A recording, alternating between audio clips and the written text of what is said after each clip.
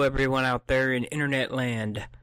My name is Xander Raylo, and this is my co-host, Michael Fry. Hello, everyone, and welcome to Too Many Games, the show where we are two GMs with too many players, too many games, and way too much free time to talk about it. So we're going to sit here and talk about it with you. Hello, everyone, and welcome to Too Many Games. I'm surprised So- we're episode 3. Yeah, right. We've already been demonetized in episode 1, and who knows what's going to happen when episode 2 comes out. There's no telling. But you know what there is telling? I've been thinking about this. The next character I want to make, now hear me out. I want to make a druid who does nothing but lie. I think you're confusing that with the bard. No, I think I can make it work. I mean, it's Okay. not as effective as a paladin wearing full plate metal armor trying to stealth. True. Very true.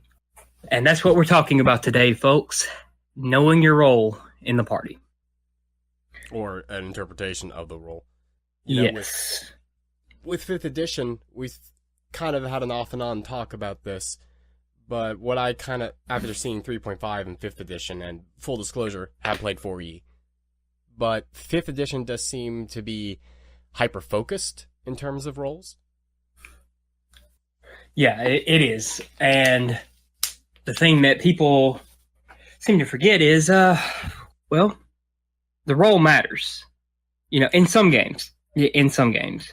We went over this in the last episode a little bit, where the role doesn't really seem to matter in storytelling games. Mm-hmm. Yep, in storytelling things, because there's no... And a lot of that has to do with having an actual class system. Now, Vampire the Masquerade and those kind of stuff, they have their own kind of class system that gives you a few abilities, a couple things that are restricted from other particular ones, but you can still access most about everything. Right. And there's a lot of stereotypes with the breeds of vampires you get in there. Same way with Werewolf the Apocalypse in almost any World of Darkness game. But in D&D, there's this special connection to the role that you're playing. Example, you've got a rogue. The rogue doesn't steal. You know, rogue doesn't want to be a thief. Okay, that's fine. You're still a skill monkey. The rogue didn't take skills for doing anything that a rogue does. They take knowledge skills. Okay, that's okay, but what purpose do you serve to the party if you're a rogue who only has knowledge skills? And reverse that. To add that even further, let's say that the strength and dex skills are the least highest of the party member. Right. There are interesting character types, and you can play a unique standard. We have an average wizard in our party. Yes, we have a wizard who should have been a bard or a sorcerer. He makes it work to a point. Mm-hmm. Working with a low skill or different kind of skills or trying something crazy unique is definitely one thing. Right. And a lot of players welcome to that particular challenge. I know our group, one of our members, who we said, keeps trying to play the coward and has the least amount of luck. Right. Yeah. Well, like, example, I play a paladin who's built to talk. I can't seem to get a word in edgewise. Yeah, well, we have a party of 9. We do have a party of 9. Yeah, and it seems like when we're in a talking situation, someone else who is not skilled in charisma goes and does the talking. And that leads to a fight 9 times out of 10. This is very guilty on, especially in the very beginning of the my 5th edition game. I think it has, for the most part, mellowed out. Or at least the one who used to do the talking is sort of stepping back. Right. But there are still other people who are still doing the talking. correct me if I'm wrong, the Dryad has done most of the talking. I think her charisma's like a 9? Yeah, yeah. She has done a great deal of talking here recently, especially. Yeah. So, and talking with the party members is definitely one thing, but when you're heading up a persuasion, and all the luck to you if you want to roll your dice and take the chance. But that's not what we mean about playing against type, though. I know you know what I mean when I say when we play against type. Let's tell the story.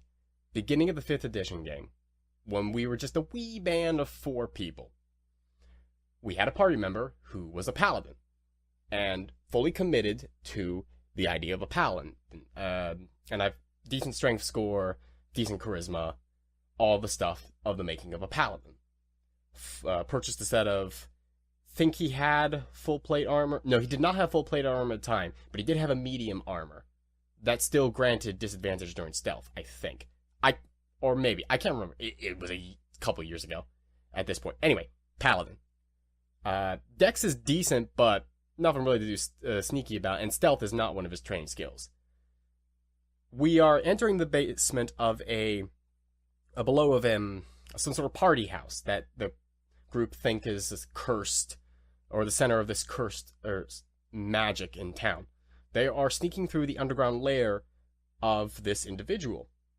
Now everybody is rolling stealth for the most part, and that's fine. This player, however, is taking the initiative continuously, which is fine. But then he wanted to do sneak attacking. Yeah, I recall that very well. I think you were the first one to call it out. I was. I'm like, no, dude, stop trying to sneak attack and just attack. Yeah. Yeah. You're a paladin, I believe was the words that you could. Yes. You're trying to remind the person of their role. And in 5th edition, like I said, my observation is that the classes and roles are very hyper-focused to make the person who picked that feel, I am the rogue, I am the sneaky one. And that works mentally very, very well. Right. And that's fine if you don't know what a paladin is, or you don't know what a bard is. Sure. You're trying to fill a role, essentially. And I don't care if you're the healer, the sneaky guy, the talker, the tank, the DPS. Any role can fill that 9 times out of 10. You can fit if you want to be the healer, which nobody ever wants to be the healer. For some reason, I don't know. I noticed. We keep having. When are we going to get a healer? Play the healer. Yes. if you're going to complain about not having a healer, just play the healer. I've been in a lot of games where we didn't have a healer, so that's normal to me. Not having that role filled. Why? That's such a big one too. Everybody gets nervous when there's no dedicated healer. I mean, it's the role that everybody hates, and yet everybody wants. Everybody wants to have it. Yes. Everybody wants to have it, but nobody wants to be it. I mean, you can accomplish the same with buying a bunch of health potions and, going at it that way. Classes can certainly do the trick too. Rangers and paladins come with some decent healing abilities, even if it's not their specialization. Druid, secondary healer, and ours has been really good about it. About being our main healer, even though... I distinctly recall several sessions, as of most recently, where she's been mostly wild shaping. Yeah, so she's been tanking mostly recently, but she's still good about healing. Healing the party members that are down. My paladin makes up for that too. So we really don't need a cleric, to do the healing. It's a we do have but it's a cleric. Yes, but not even. We want to be the healer. Yeah, we don't even need the role filled because we've got multiple people to fill that role. The same with any role in this game, honestly. I begin to kind of realizing that when we're talking about the storyteller games, and I noticed that with our group of players, whether they are, or it's very, very little or very, very big, and whether they show it a lot or show it very little, and this is true for everybody, everybody does want to find their role within the group. Everybody wants to feel, if not special, definitely useful. And with Yes. Yeah, and with the storyteller games, as I've noticed, that's a hard role to fill out because everybody can take everything. And when everybody can take everything, I mean, we talked about Darius. Darius is a mental-based character. That's not a role I usually fill out. It's usually one of our other players. So I tend to notice that we're combating a bit in terms of she wants to roll all the intelligence-based checks, and I was like, okay. I mean, I built the character for the intelligence-based stuff, and we're just kind of conflicting roles with each other, off and on, off and on, off and on, off and on, and that's the hitch I seem to notice about when we do storyteller systems. Right. Everybody wants to try to find the role they fit into, but they don't know it, and we don't know it until it's late game, and hold my flamingo. Yeah. Then they realize their purpose. That's a long time on the wait, though. It really is. And like we said, with D&D, it's set for you what you're supposed to do. One of 2 to 3 things, roughly. Mm-hmm. I should say, we should probably stress, as we noted, most especially 5th edition. Yes, especially 5th edition. 4E was really good about it, too. 4E was hyper-focused, and it was a gamist mindset. And if you know what I mean by that, people gave it a lot of slack for being like, wow. And that's because it reads like a video game. All the mechanics are a lot shorter. I think Matthew Colville covered this in one of his videos. I do recall a video of his. I didn't get to listen to it all the way, but you were telling me about it. And it's a very streamlined gamist system.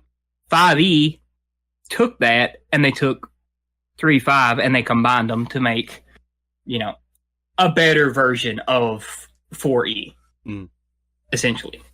It's not even really the roles that you're trying to fill. It's a purpose within the group. Yeah, and that's the 5E's roles is that they give you a pre-built purpose.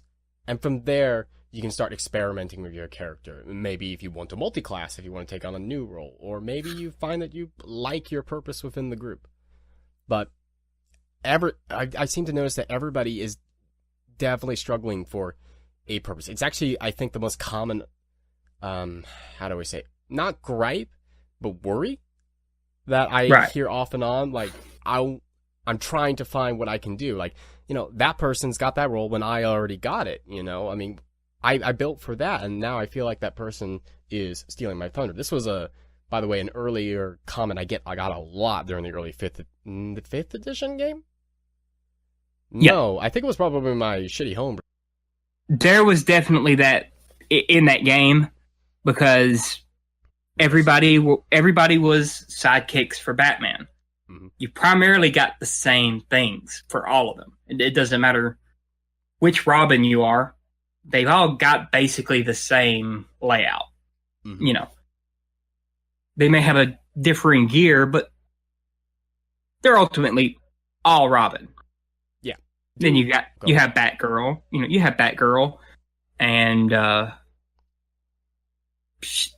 the multiple Batgirls, and they serve their purpose. And that's why you would get that complaint, is because everybody wanted to be special. And they really, it was hard for them to be that. I imagine early in the game, I joined about halfway through or later. Actually, it was kind of got reversed.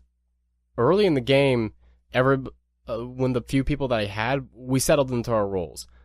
Jason Todd was the bruiser and the over-aggressive one, and the one who specialized in firearms.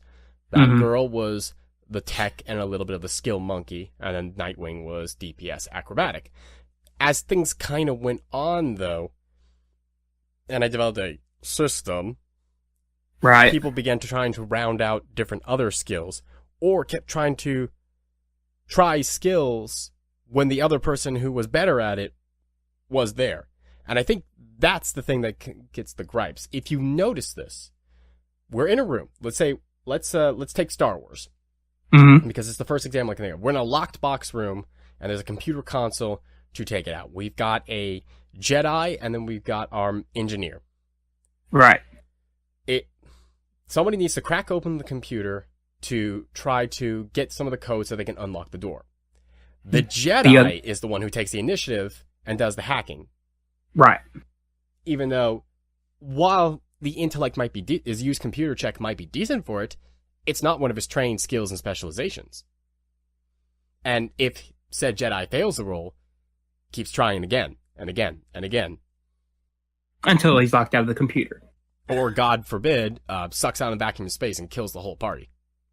Yes. This was not in a scenario that happened in the game, by the way, but somebody else trying to kind of step into the role that the other person did, or clearly more skilled for, that was something that happened a lot. And if it's played up for comedy, that's completely different. I've seen a couple times where we played it up for comedy and it worked great. But I'm talking about the more serious-based situations. I know you've seen that in a couple of other games too. I have. A primary one in your game. Mm-hmm. I'm the main tank now. I was not built to be the main tank, even though I'm a paladin. I'm not the tanky paladin. I was built to be the DPS paladin. I about said Talion. I was built to be. He is very DPS. And we always based kind of a paladin inspiration off Talion. But yeah, you became the heavy hitting tank. I became the damage tank. And that was just I hate playing a main role like that. You know me. I like I don't like stepping up in the game as much as I like everybody to get their time to shine. You like swooping in instead of stepping up. I do. I like my moments, my smaller epic moments, as opposed to having the entire show. It's hard for me to do it around my characters that I have in other games, like my NPCs. It's hard for me to find a place for them. So usually I'll end up killing a character off to add some drama. You rather kill a character off than write an arc. I would, yes. I would rather kill a character off. A character that I kind of like, or I've started to hate, especially if I've started to hate this character. I'm expecting Fenn's death at any minute now. No. He's not even gonna you're not even going to bother writing an epic death scene. Everybody's just going to wake up and he's just going to be dead. Back on the ground, eyes widen, just beard flowing around the wind. And then we're going to ask what happened. And you can't get away with saying he's dead, so you got to come up with this mystery at the last second. Right. That was Farcrow in Star Wars. Farcrow. Oh shit. Farcrow. Chiss Redfield. Wait, he's dead? No. I was going to kill him off. Oh, well, yeah. I was going to kill him off. And that's not the last time I remember seeing him. I remember slingshotting around a planet and saving his ass. I got so much shit for wanting to kill him off that I had to come up with some weird-ass way for him to be back in the Empire. I was going to kill him off early game. It was going to be okay. And I try to follow some of the Star Wars rhyme and rhythm kind of pattern. Yeah, and a lot of the NPCs that I create are just filler characters. They're not there to be your guide or help you very long. They're just there for a minute. A few sessions, kill them off, move on to the next one. It's typically how I know this is a solution for everything. It really is. And then there's characters that come in, the player leaves, and then we've got nothing to do with the character. I don't want to fill that role. Myself, I don't want to fill that role of that character. Typically, I'll get rid of that character. You'll never see it again.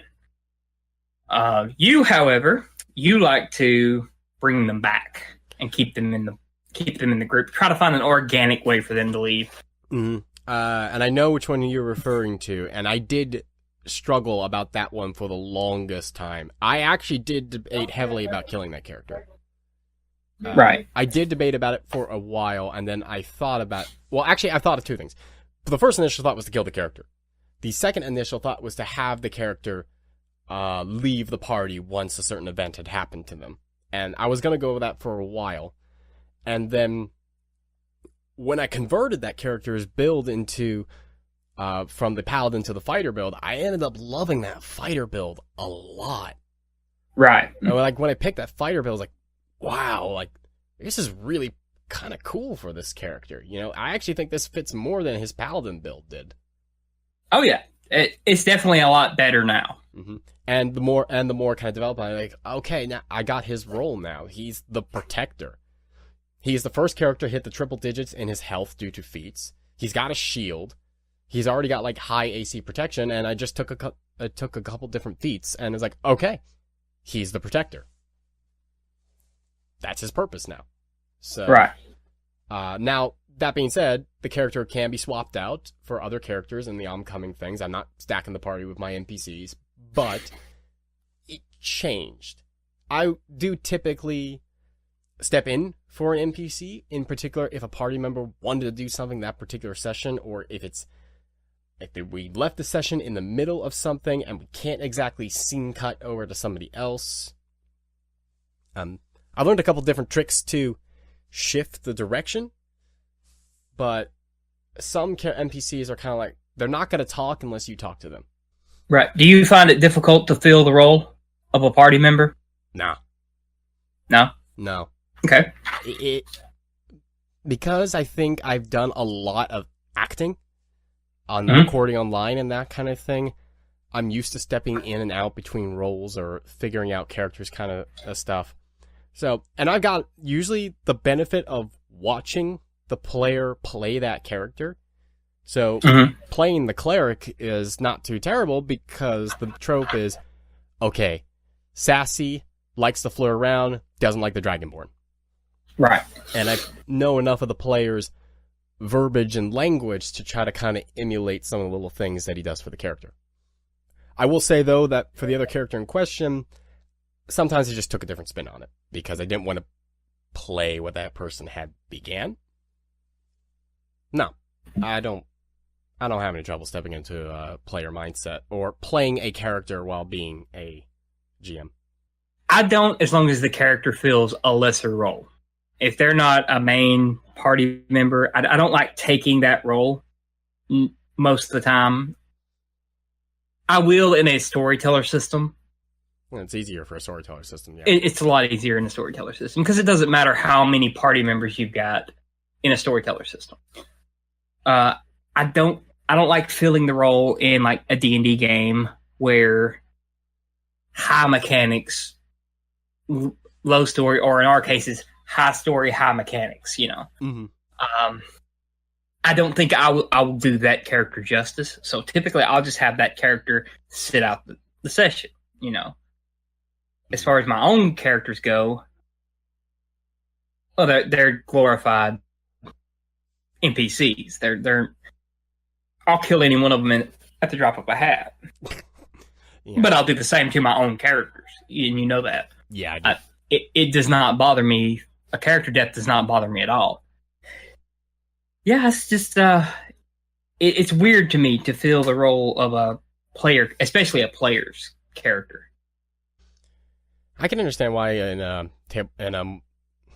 any Pathfinder or 3.8 or D&D system, because especially if it's late in game, you know, this character has been leveled up to such a specific degree and has all these moves and mechanics. It's hard enough to keep track of your own character, let alone somebody else's character at the same time. Right. Typically, if I have to take a hold of the cleric, and a battle situation occurs, the cleric is kept to the back and uses some more healing spell kind of ideas and stuff, or I find a purpose and fit to it, but I keep the character in the back. Right. And I wanted to ask you this, and I'll ask your thoughts on this. Again, I'm calling back to Star Wars in this one. Mm-hmm. Because this is the only game where we do this. It's Right. at a benefit, and simultaneously a massive hassle. This is the only game where I know where you have given each player 2 characters. Right. Outside of Marvel, of course. Outside of Marvel. But again, that's a storyteller system. Right. This is a high mechanic system. Well, what I was thinking when we first did it, especially, is we had one Force user in the party. You know. We had two Force users, but one actual Jedi. Well, okay, yeah. 2 Force users, one actual Jedi. The Skywalker. I do keep forgetting the Skywalker because he, and that's just because he's not there every game, you know. So, but yeah, we had one active Jedi and one prodigy. I had built the game to be, you know, a Force user system because people love using Force users. Well, we had a whole party of non-Force users and then 2 Force users who would either get the entire show fighting the Sith or they would get none of it fighting the Exchange. Mm-hmm. Or some criminal organization that was trying. Got all of it anyway. They still got because it's a Force user. You know, they can do a lot more, especially if the player is a player who is actively seeking initiative. Well, you know, and I didn't have a focus on the game. I was primarily just, and I broke my rule to start with, but I didn't have a focus. Not until way after we lost our 3rd Force user. You know, we lost our 3rd Force user. We started with 3. We did start with 3. Then the 1 left early game, and we had the 2 for a while, and then we got a new Force user late game. And I believe it was you didn't like the way that the Jedi was being played. One thing led to another, and Mike here made a Jedi, and this character needed a master. The character in question needed a master. So I'm like, okay, make a Jedi Knight, take the class Jedi Knight. Mm-hmm. Well, I actually went and built the character straight up. Mm-hmm. We talked about it, and we had the character, I think, be a level or 2 higher at the time, and give it a little bit of significance in terms of the party. And then I built the character from straight Jedi all the way to straight Jedi Knight. This was a character that I was actually intending to be my backup if my main character died. Right. Another example, I remember the character Ephraim came into the 5e game, and he was talking about how much damage he could do mechanically. And as a passing thought, I said, I deal more damage than that easily. And he got upset about it. It shook how he mentally approached that character, or a revelation. It did. It did, yeah, because he thought that he was doing the most damage in the game, but he was thinking in terms of mechanics. I was thinking, typically, I'm going to do more damage off the bat, and then gradually do less as I run out of spells. And in his case, he was rapid fire range DPS. His stuff builds up. His goes up the more he does it, but it still doesn't touch. We did the math on it. At his max, he does not touch the max damage that I do. In one turn, yes. In one turn, in a single turn. That's what we're talking about. Damage per round, not all together. Mm. And it shook him a little bit that he couldn't do as much damage, but that was because he hasn't filled that role yet.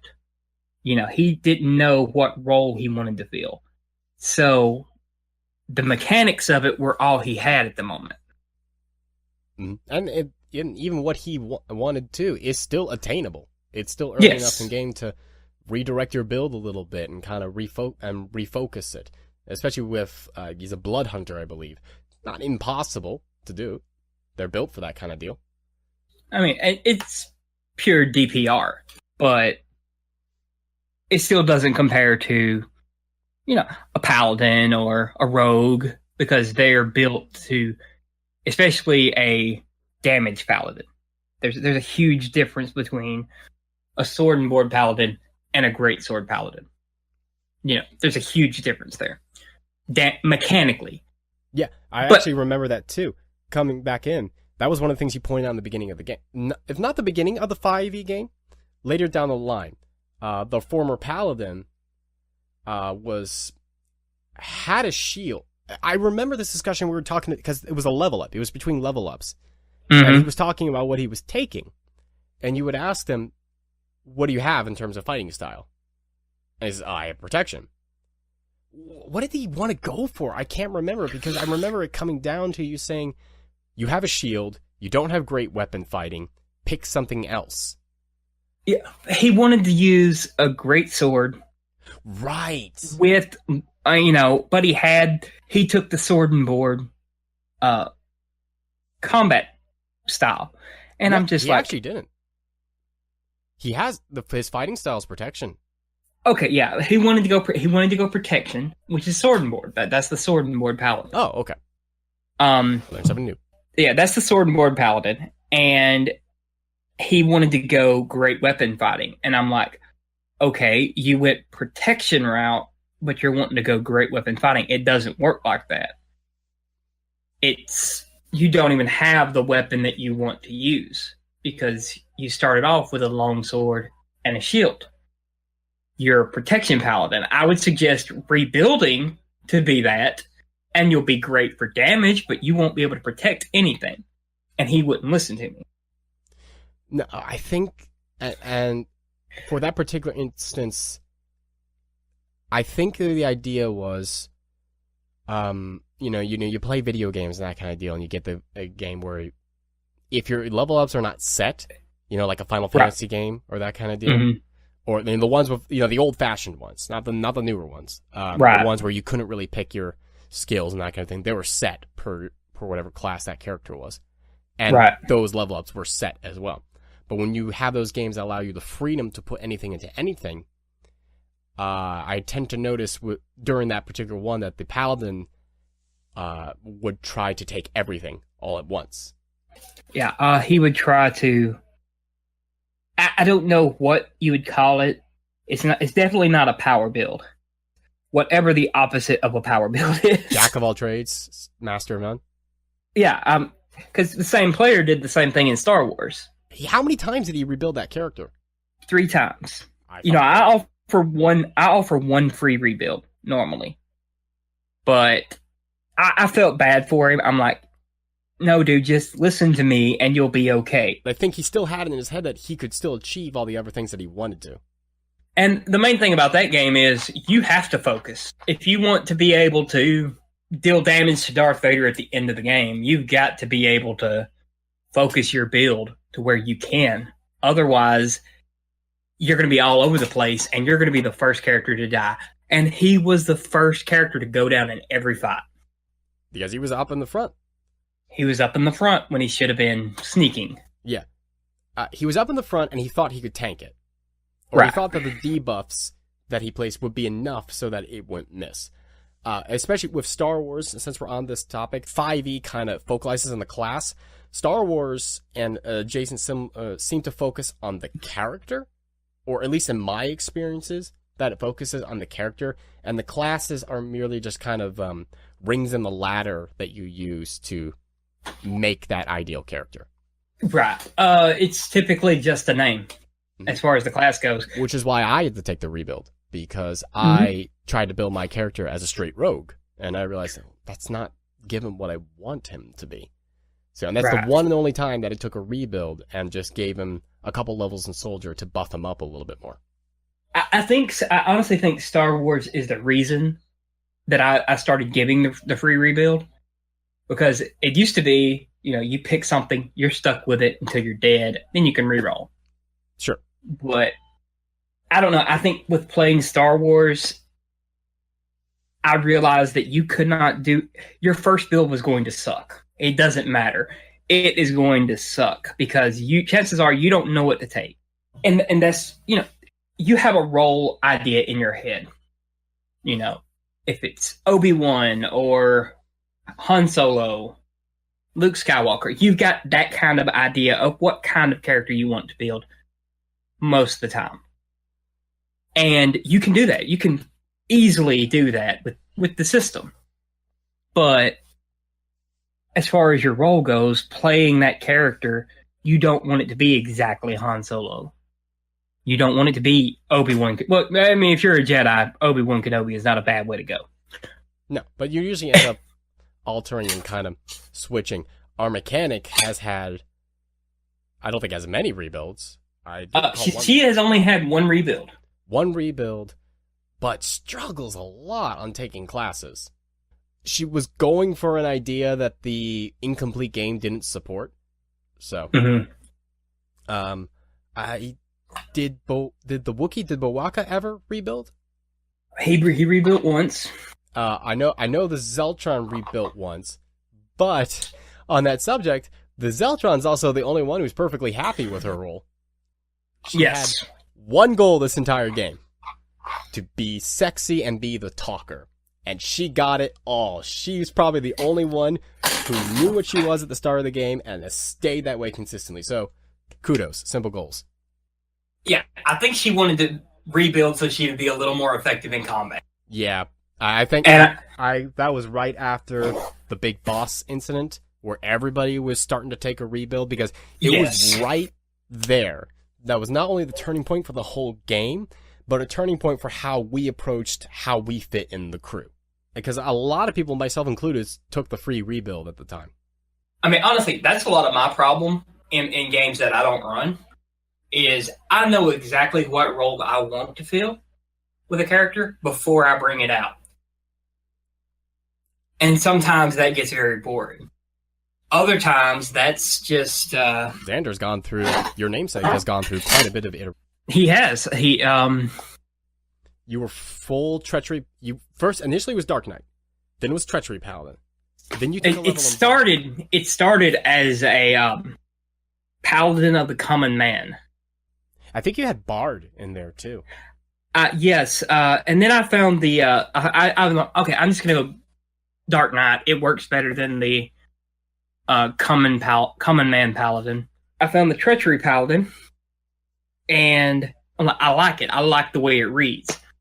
But I kind of want vicious mockery. I want to be able to throw an insult at somebody and hurt them with it. So I took a level of Bard and the rest in Paladin. And then I'm like, I'm not liking it. I'm not using the insult thing. I only used it once.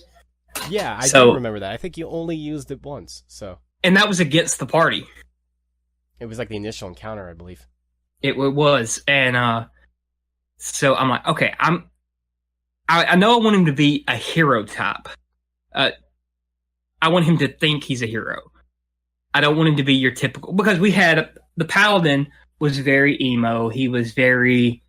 I'm the servant of the Raven Queen. You know, I'm going to do all this thing while working with a vamp. There's more to saving people. There's more to being a hero than just saving people. There's more to being a hero than just saving people. That's a famous quote from the first night.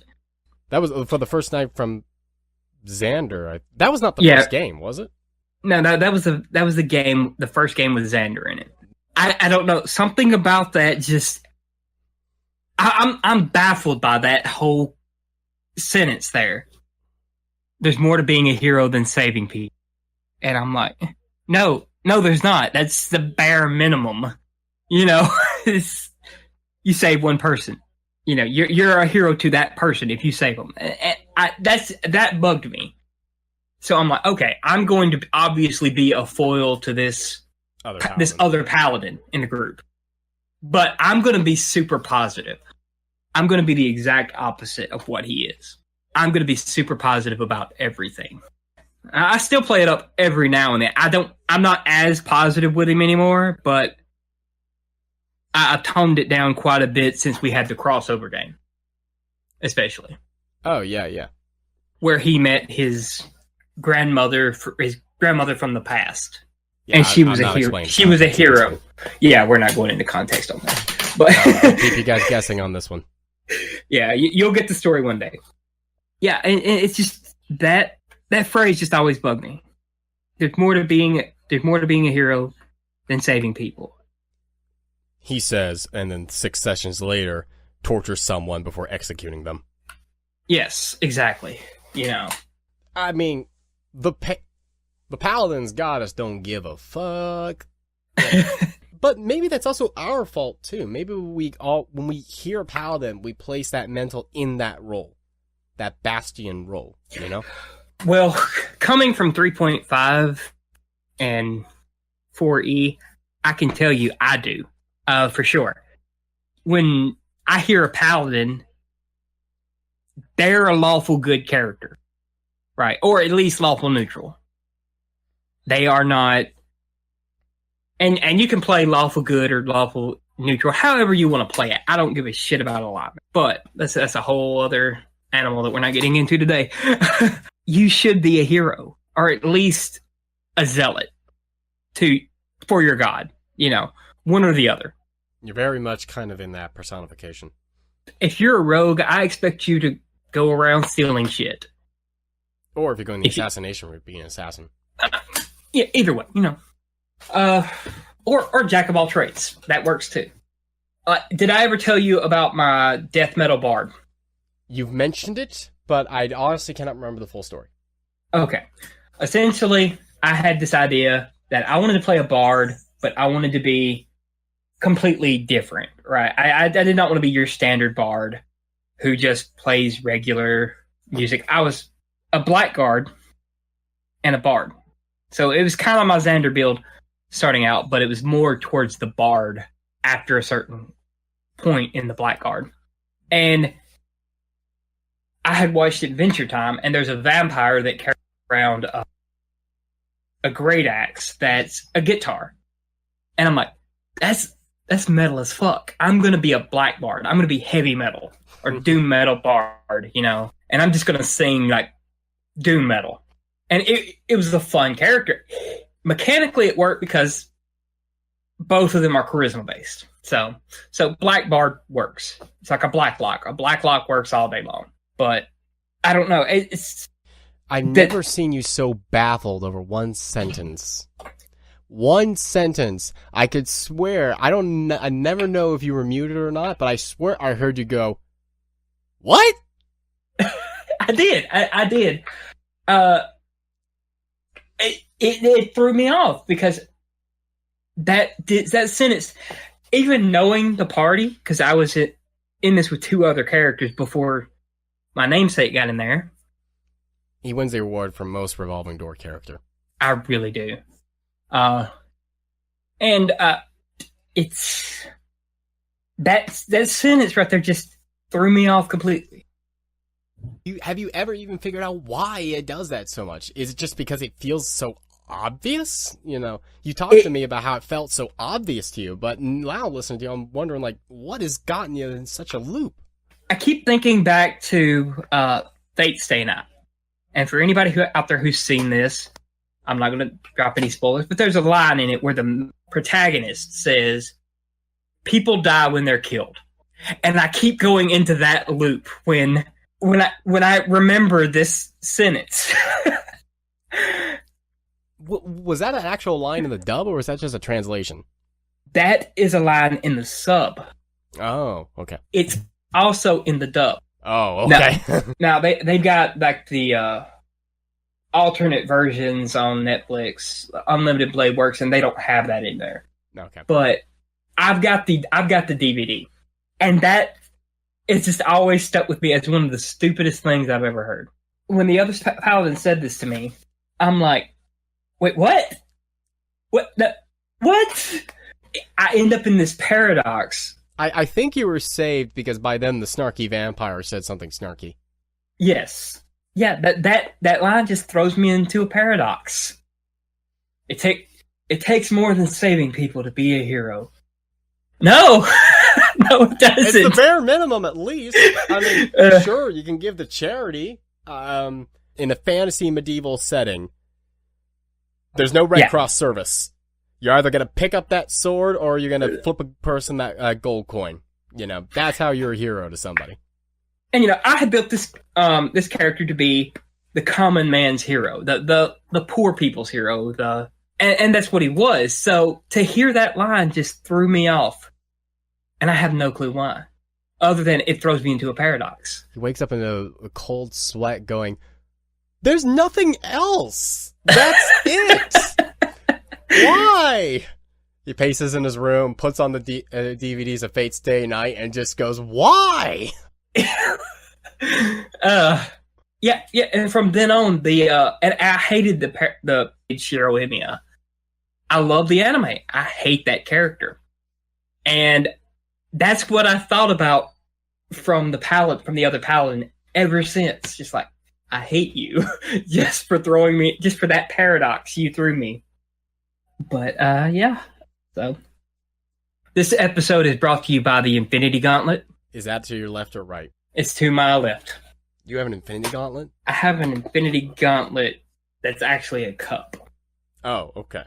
Well, snap your fingers already. Make sure some of this stuff didn't happen. Yeah, I can't. Yeah, it's a one-time use, apparently. Yeah, apparently. Thanos broke it when he snapped his fingers, so... It's now a cup. It's now a cup, yeah. Craft Endgame. Yeah. They're making a cup. Yep. But role-playing and knowing your role. Now, our group we're big role players. Maybe not a couple people a little less so, but they still kind of get into the groove. So, because we're playing a role, you always expect a couple different idiosyncrasies because you're putting yourself a little into that character. So every now and then, I'm trying to think of a good example that doesn't call out something in particular. The happy character is mysteriously snarky all of a sudden. Yes. I expect Ephraim's player, not the character, to make one-liners and puns. I expect that. Puns. So when he does it with a character like Ephraim, it throws me off. Because he's dark and broody, you know. You don't expect the pun to be played. Now, I know I like to subvert tropes every now and then with a little bit of humor, but it was like, huh? Was that the play? Was that out of character? That was in character. Okay. Cool. Yeah. It's like, okay.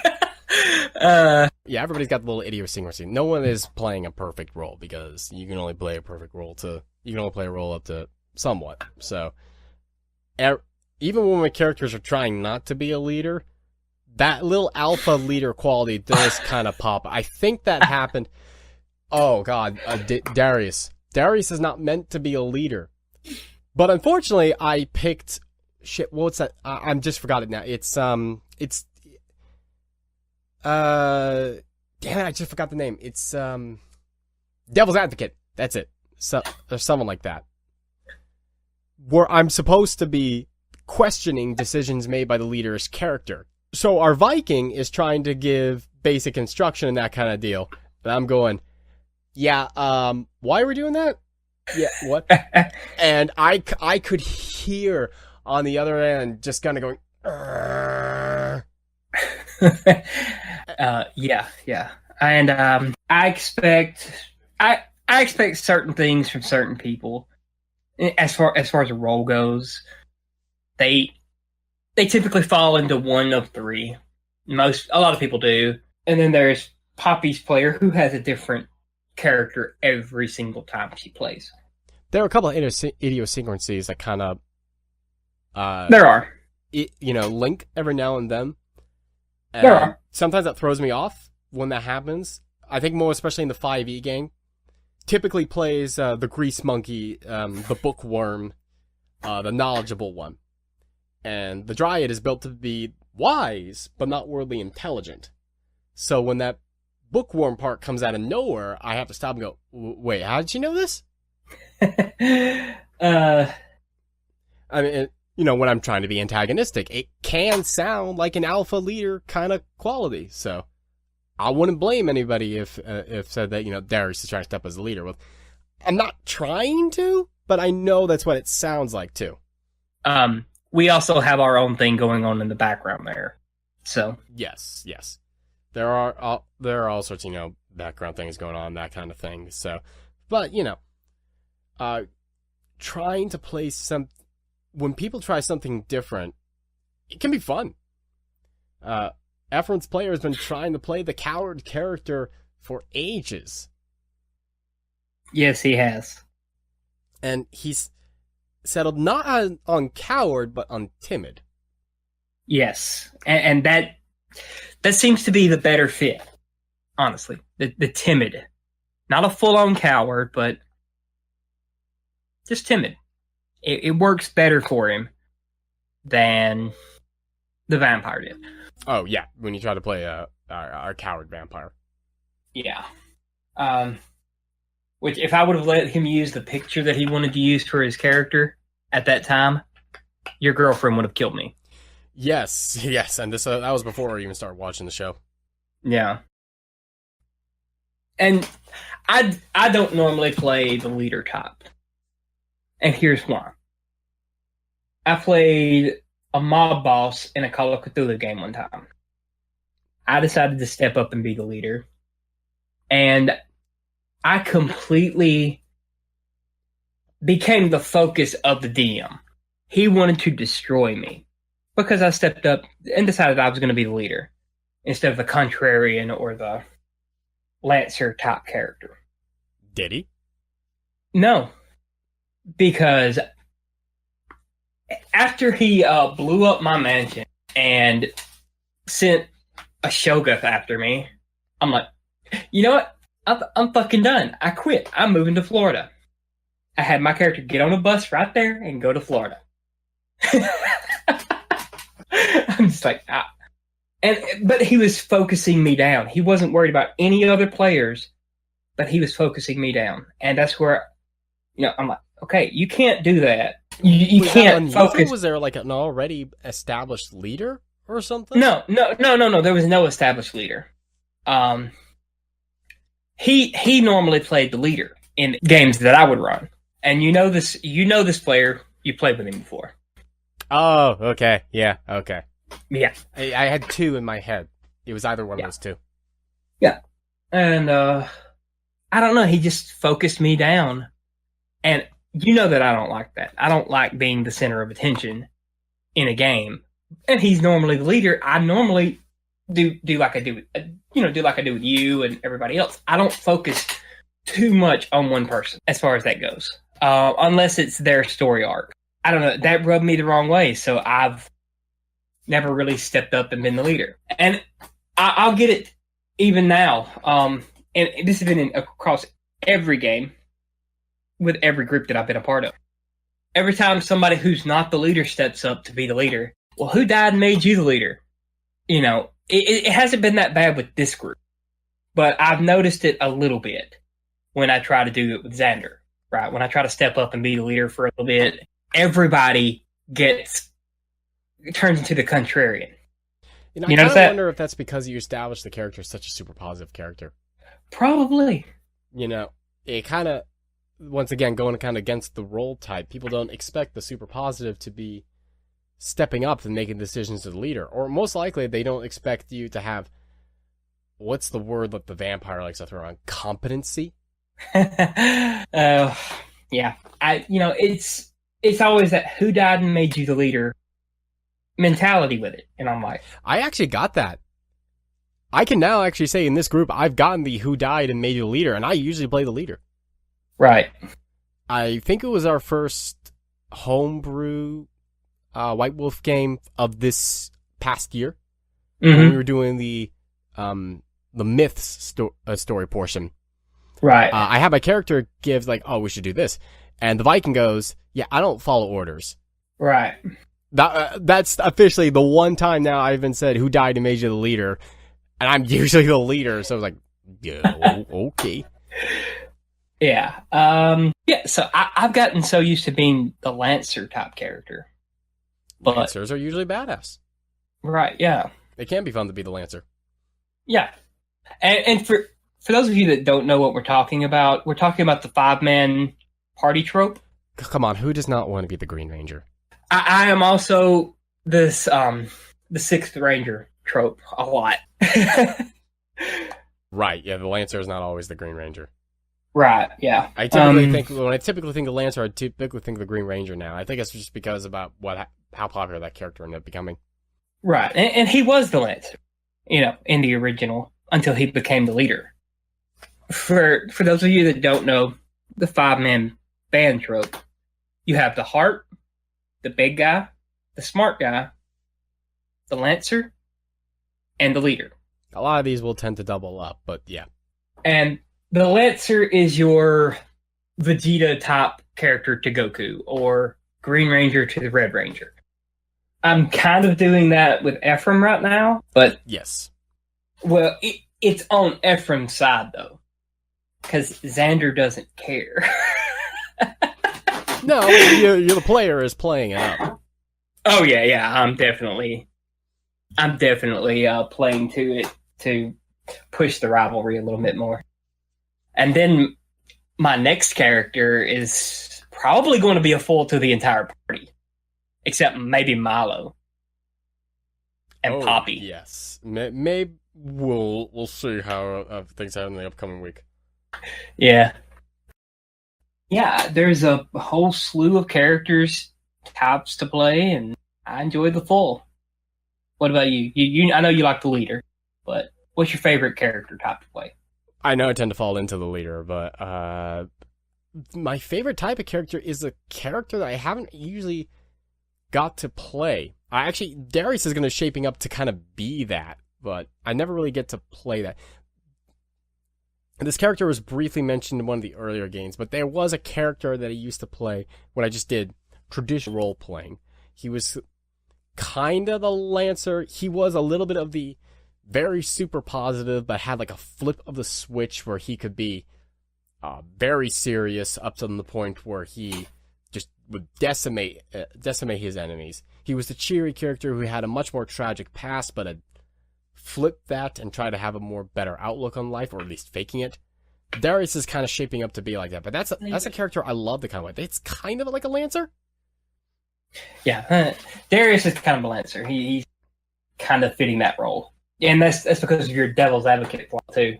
So yes. Kudos on picking that. Yes, the Vikings stepping up to trying to be a little bit more leadery. So it's like, okay, I guess I'm your foil now, or at least I'm gonna be the one I'm your Lancer for now. So I normally go with Eye of the Storm in that game. When all the shit is going crazy and you're calm, you get willpower back. So that's cheating. I can almost guarantee I will get my willpower back every single game. That's easy for you to play.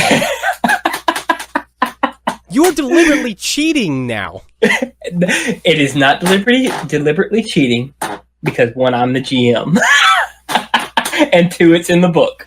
Oh, okay. All right, fine. Well, next time I'm going to pick the leader thing. So every time I make a leader decision, I'm getting willpower back. It's in the book. It clearly has to happen. Welcome to role-playing. Ha! We're nerds. But you already knew that because you're listening to our show. We apologize for the episode delay. We are trying to keep a consistent release schedule as much as possible, but we are still just two guys trying to do what we love amidst our real-world priorities. As usual, if you enjoy what we do, we have a Patreon page you can support us on, or share our videos with fellow DMs and players. Our next episode is going to be a special one. We're going to take you through one of the stories of our homebrew games. Until then, see you next time.